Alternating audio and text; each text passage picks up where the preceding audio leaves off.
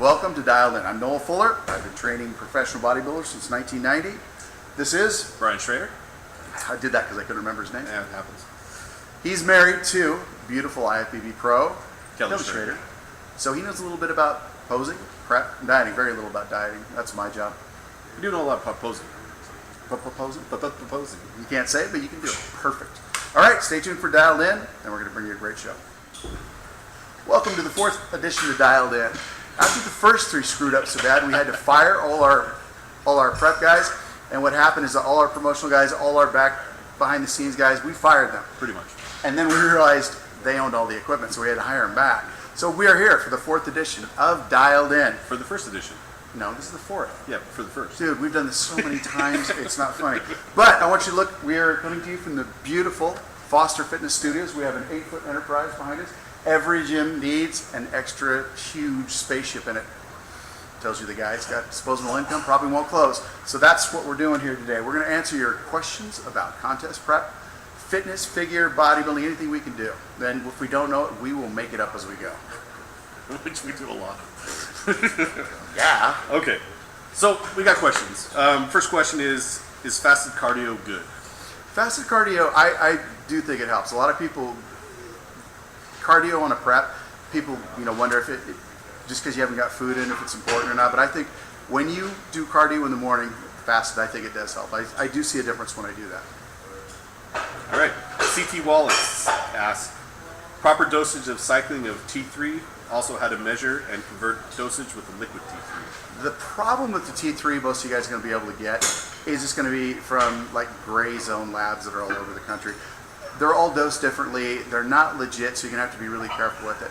I think you start at 25 micrograms of T3 and see what your body does, and try to dose it the way that your stuff came out.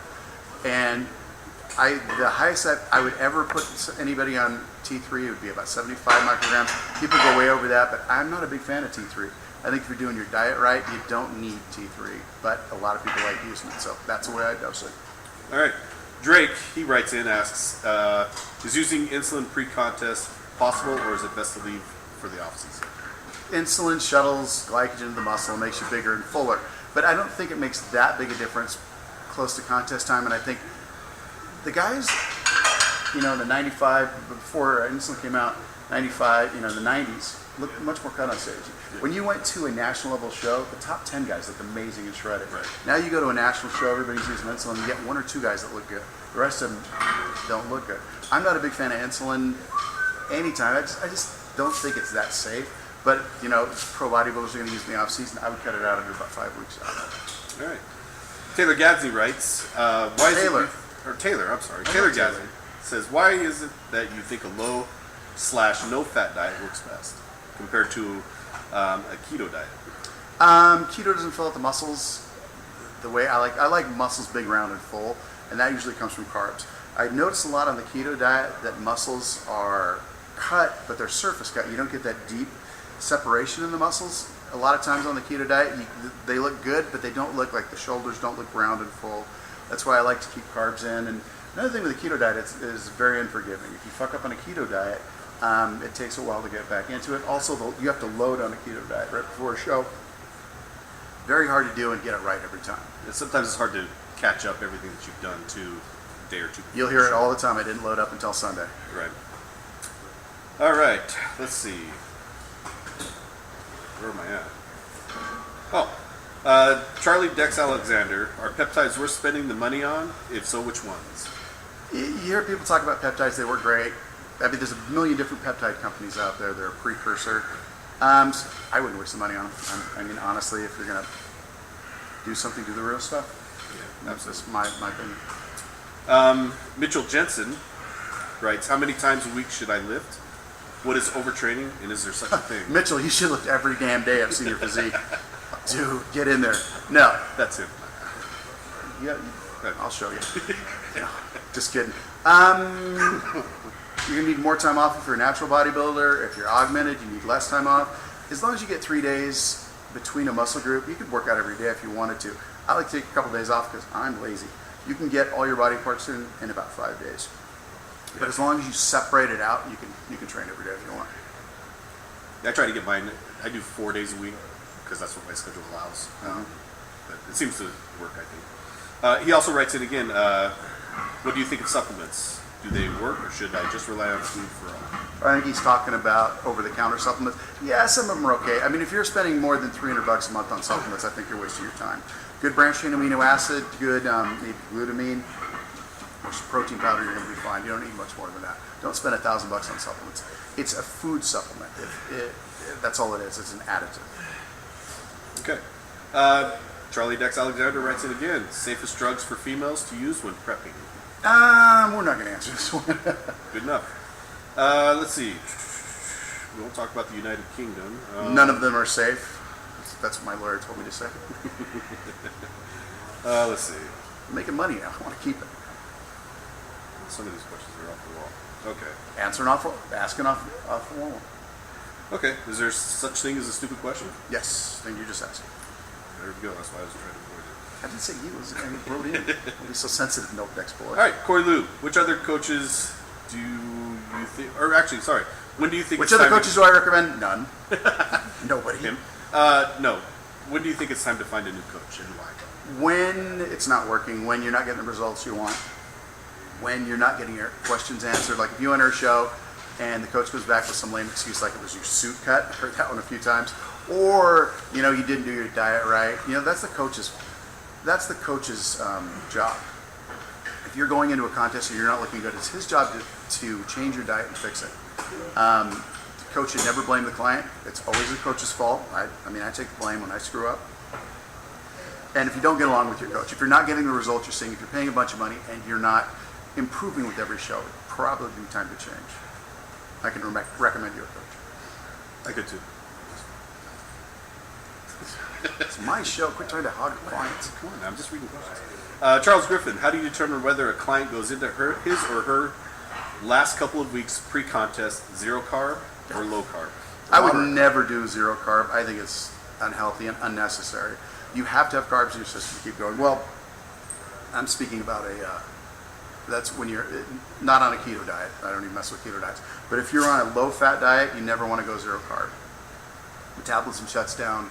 You will get skinny, stringy, and you won't look good. Everybody's going to be different in the last 3 or 4 weeks before a show. Minor adjustments all the way.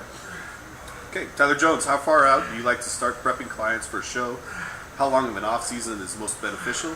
And are all protein sources equal? No, protein sources aren't equal. You can Google which protein sources are best. It's eggs and then meat, milk, and down the line. I'm not exactly sure, but Google will tell you what protein sources are best.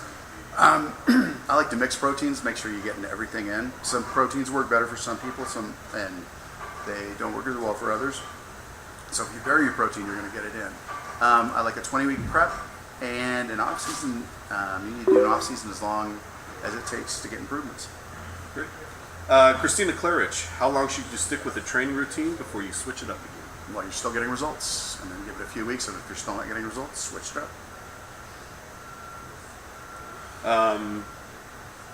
Nico writes, how do I listen to the podcast, Fuller? I knew you would. I'll email you, buddy. Oh, this is a good one. Jamie Collins writes, thoughts on using distilled water or spring water before a show? I used to do that all the time, and spring water's nothing. I mean, we get spring water here. I used to use distilled water. I thought it would pull water, but it would pull water from everything. You need the minerals in the water to keep the water in the muscle. So I don't do distilled water anymore. And last but not least, Courtney Olin writes, Last question? That's it. Brown rice or white rice? White rice. You say that 5 times fast. Why rice? This is a race thing, isn't it? No, it isn't. I don't see color, so you can have any kind of rice you want. Okay, red potato, russet, or sweet? That's a good question. I like a sweet potato. I mean, there's a slightly different glycemic index, but you can use any type of potato.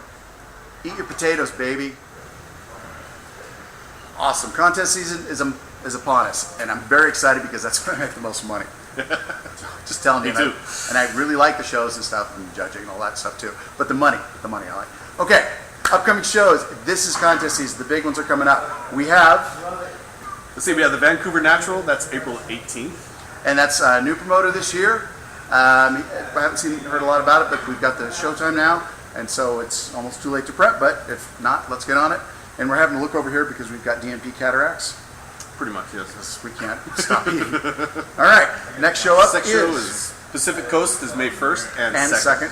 It's a 2-year show. It's a 2-day show this year because it's become so successful. Ron Smith and his beautiful wife have made that show very successful, and it's just taking, we don't like to stay there till 3 in the morning anymore, so Ron has generously made it a 2-day show so we can actually get some sleep. Absolutely. Let's see, E-Cup, May 7th and 8th. The big one, Elaine Craig, Brad Craig, great show.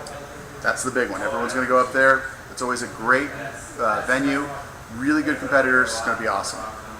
And lastly would be the Cascadian, which is May 23rd. Well, not lastly. Well, on our paper it is. And this, cataracts again. First 4 shows of the year, and then we got Tansy Johnson's show. We'll give you updates on that as we get closer into it. The Oregon's coming up. A bunch of Idaho shows that are great, and we will keep you in tune for those, and we'll let you know when they're happening. We'll also give you updates and results and bring some of those people in here. All right? So that's your contest update, contest prep times. Get on your diets, get going, and if you're having a little trouble with your diet, I know a guy. Or if you need posing.